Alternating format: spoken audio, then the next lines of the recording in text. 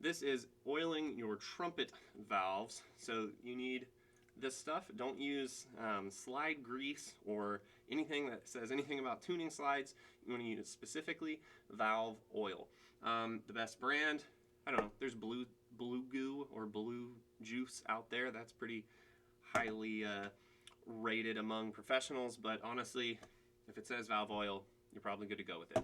Okay, number one thing that happens when you put on your valves, or when cleaning or when lubricating your valves, is you either put them in the wrong order, your trumpet won't work, or you put it back in slightly out of alignment and your trumpet won't work. Okay, I would oil your valves at least once a week if you're only playing in class or a little bit on your own.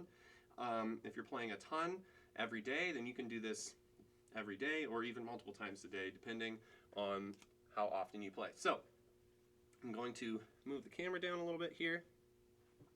Loosen these guys, not the buttons. I'm loosening this.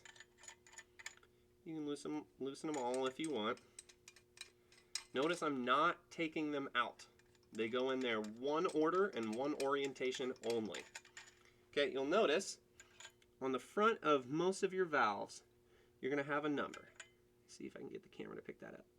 See, there's a number 1. The second valve, predictably, has a number 2, and the third valve obviously has a number 3. You want to make sure the number faces you.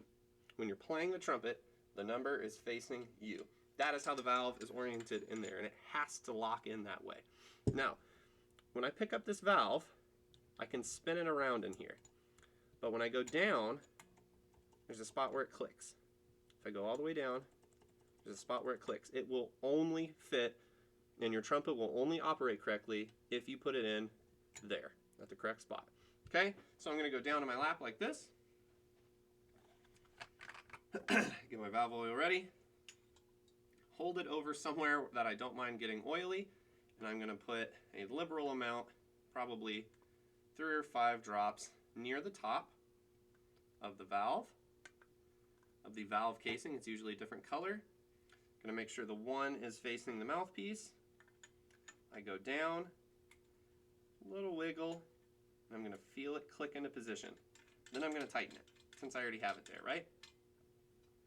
Going to do the same to number 2. I'm doing them one at a time, 3 or 4 drops at the top, letting the oil drop down and cover the rest of it. You don't need to go inside the holes, because that's where the air goes through, so you don't need any oil there. You just want it on the outside of the valve.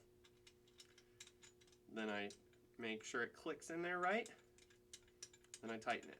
If you turn these guys, they will come undone, but it can mess with your whole setup. Don't touch the buttons. You can make sure they're tightened, but don't loosen them.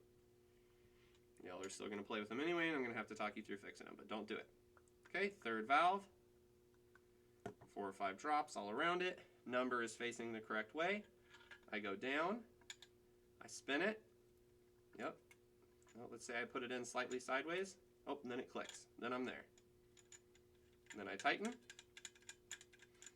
Now, if I go to blow through the trumpet, air goes through.